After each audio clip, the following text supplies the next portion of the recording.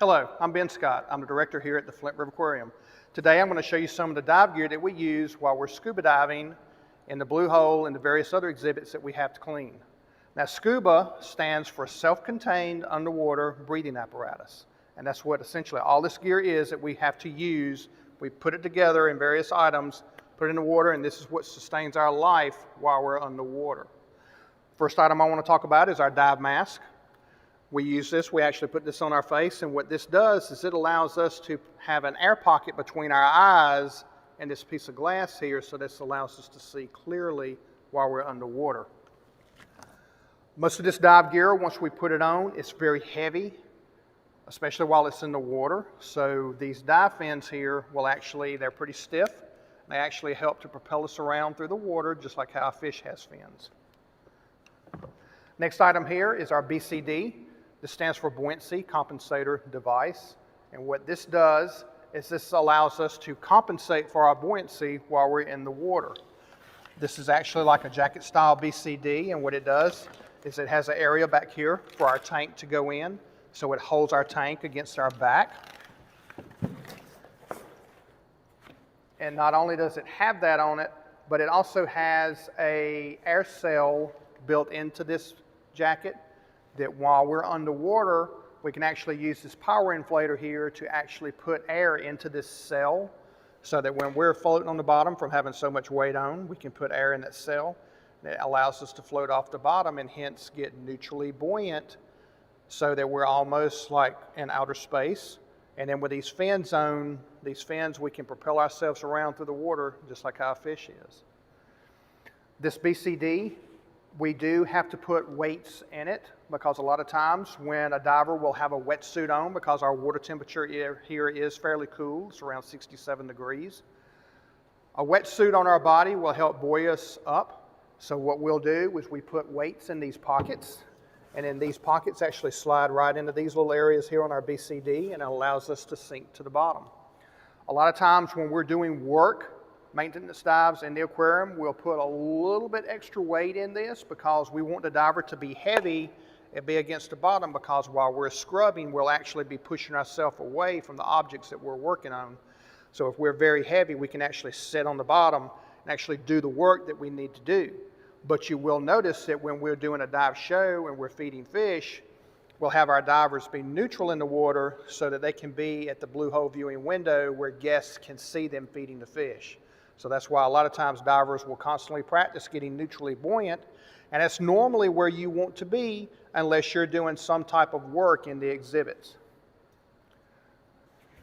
This right here, this next item, this is called a spare air. This is an alternate breathing source that we use just in case of an emergency. We've never had to use one, but it's there for our use just in case our tank were to run out or you have a problem with your regulator. You can actually take this, and this is a secondary breathing device. It's usually attached to us on our waist. We can dislodge it and breathe through it, and it actually safely allows us to get to the surface in a slow amount of time. Next item we're going to talk about is going to be our SCUBA cylinder. It is right here. This SCUBA cylinder is actually made of aluminum. There are steel SCUBA cylinders and aluminum SCUBA cylinders. The difference between the steel and aluminum is steel is a lot heavier. A steel SCUBA cylinder allows you not to have to wear as much weight when you're underwater to get neutral. Aluminum SCUBA cylinders, you do have to wear a lot more weight. Also, this tank here, a lot of guests, when they see this, they think there's oxygen within this cylinder, and it's not. It's actually just compressed air, just like the air that we breathe. This is our regulator. And this regulator here is comprised of a first stage and a second stage. This first stage, what it does, we'll remove the dust cover here, and I'll show you how it goes on. We actually screw it right to the top of the tank here.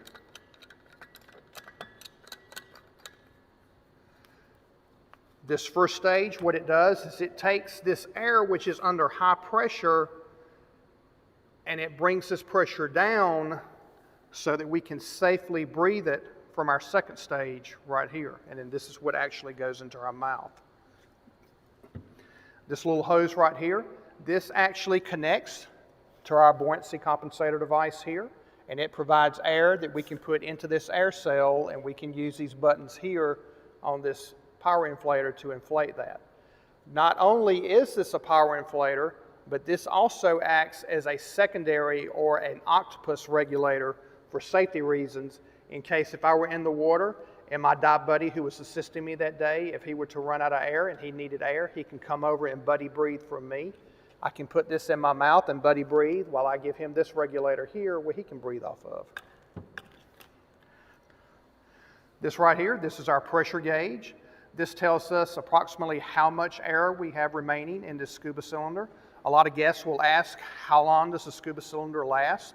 While we're doing a typical dive show, we're only going to breathe anywhere between 500 to 1,000 PSI out of this tank, so most dive shows are 30 minutes long.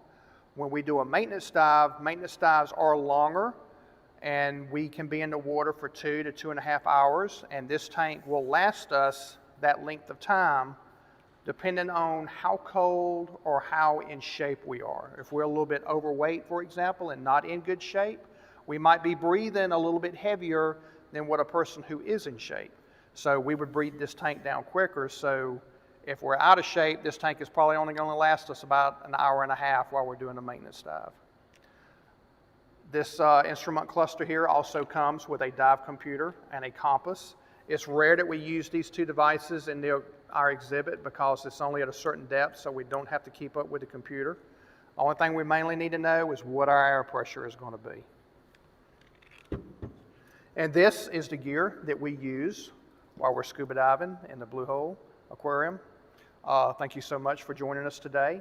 And in just a few minutes, Aaron and I will going to be suiting up, and we will actually go into the Blue Hole exhibit, and we will do a dive show for you and feed the fish. So thank you for joining us today at the Flint RiverQuarium.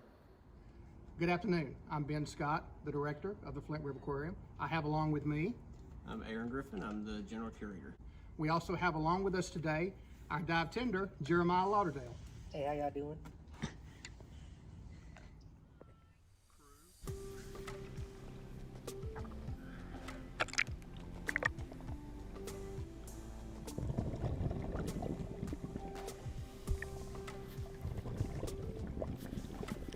Okay, guests, thank you for joining us. I'm going to bring you along with us on our dive.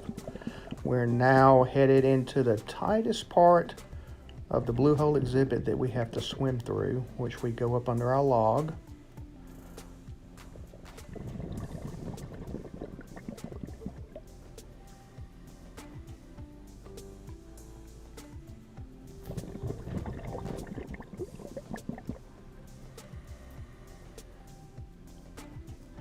And then this area right here that we're swimming in, this is right in front of the large glass that we have in sky water. This is where most guests look down and they can see the fish swimming around underneath them. We're going to take a look down here. If you look closely right at the left side of the base of this rock, you're going to see there was our common snapping turtle down there.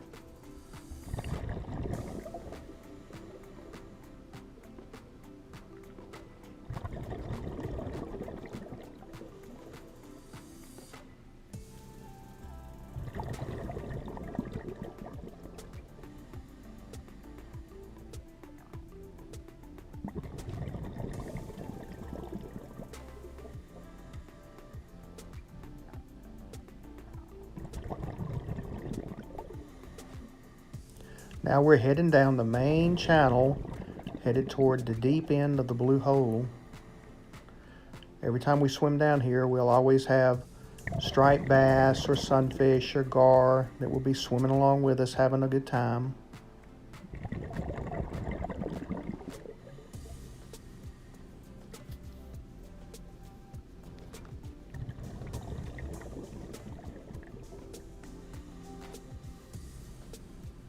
We're now passing by Big Al's exhibit, which houses our large alligator snapping turtle off to the right.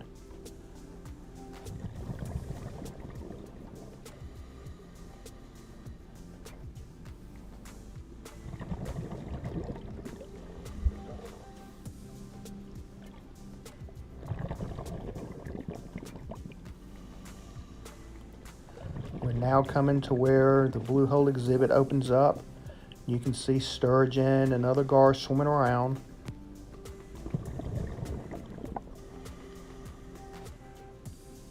Everyone comes to greet me. They love playing in the bubbles that we exhale from our regulators.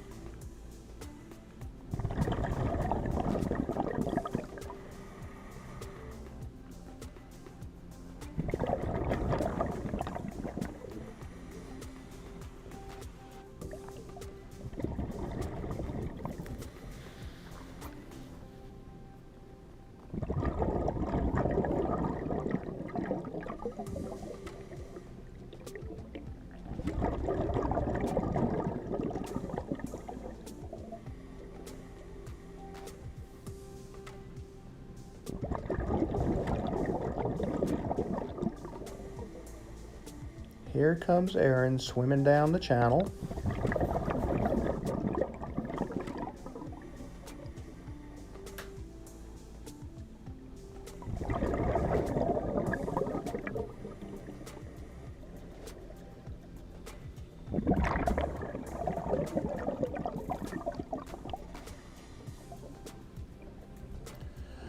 Now we're going to take up position behind Aaron, and we're going to follow him so he can get in position to feed the fish. Most guests are normally seeing us from a whole different perspective. As you look right here, you can see there's a blue hole viewing window. And Aaron's going to get positioned. And then he's going to start feeding the various sunfish that come up to him.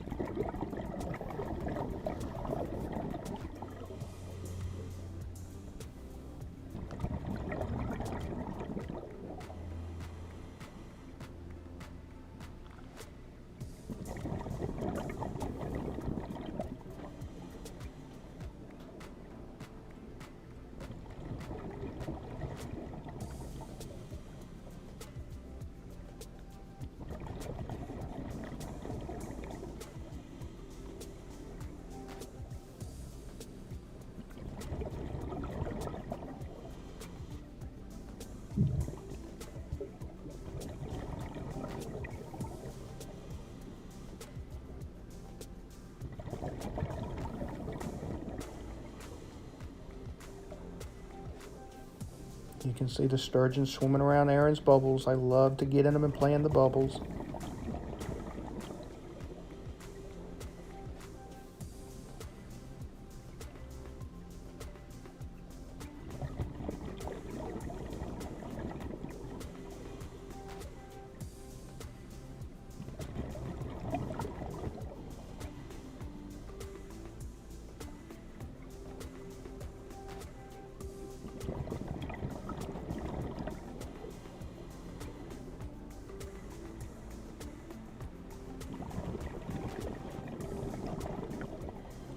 You can see the fish are very interested in what Aaron is feeding them.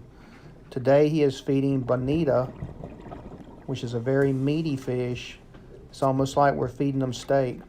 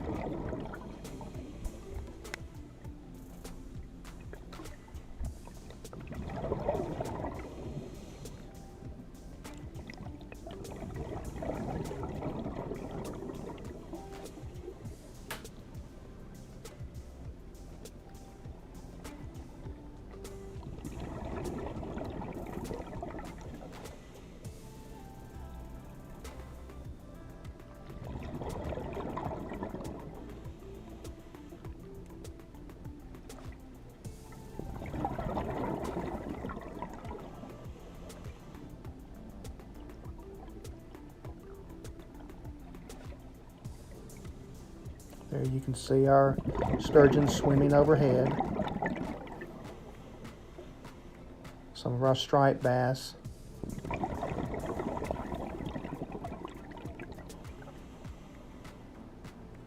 We're going to get a little closer to Aaron here.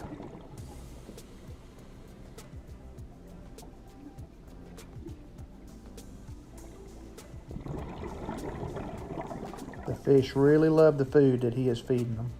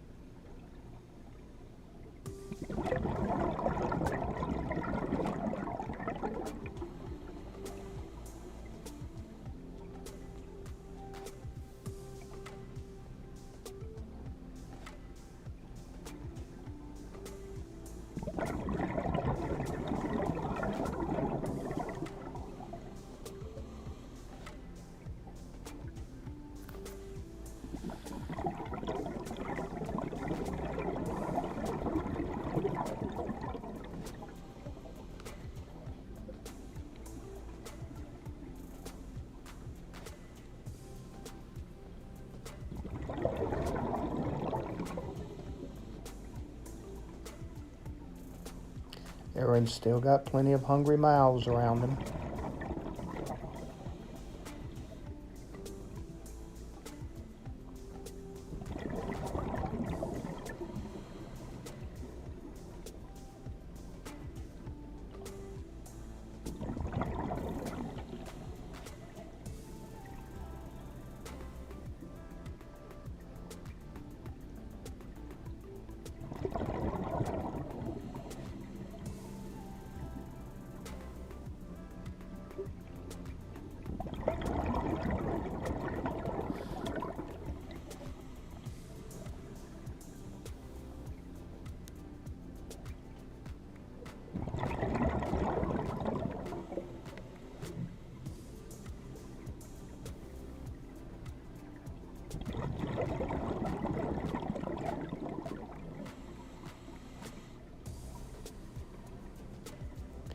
Aaron is slowly fixing to ascend.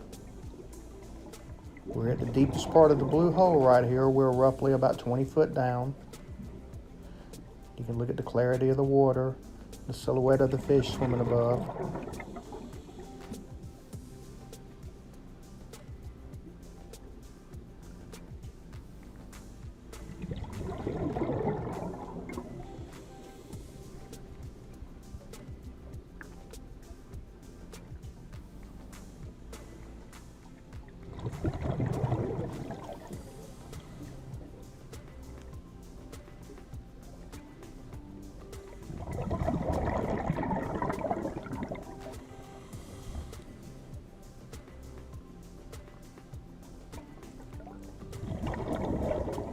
What you're seeing now are large striped bass.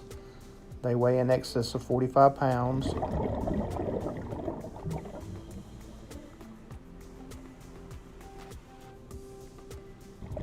You see Aaron returning down the channel.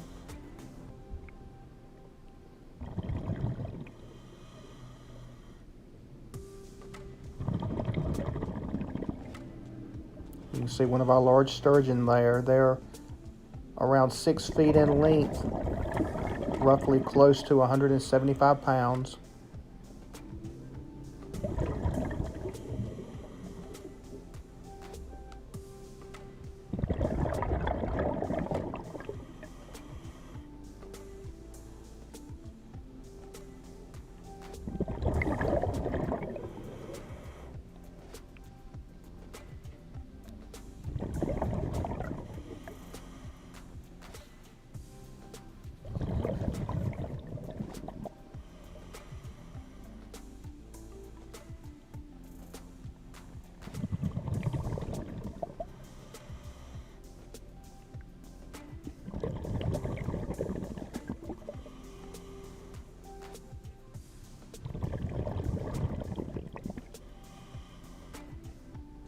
can see a small school of carp.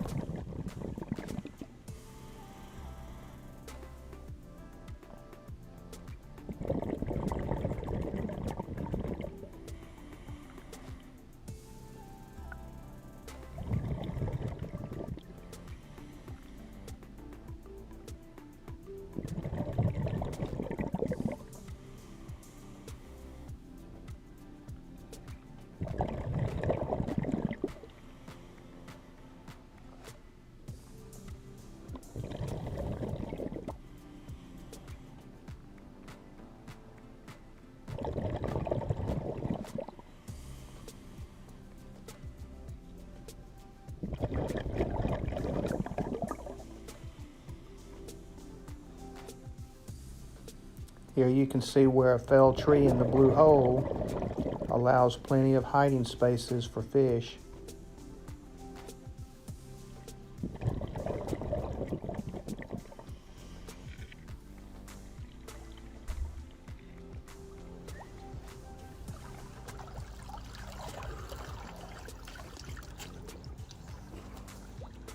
Oh, that was a great dive, Aaron. All right, I just want to thank everyone for joining us today for our little dive show. Just remember that you do have to be certified to scuba dive. Everyone on husbandry staff does have various certifications in scuba diving. If you would like to get certified to scuba dive, you can feel free to give us a call, and we will get you in contact with the people who can get you scuba certified.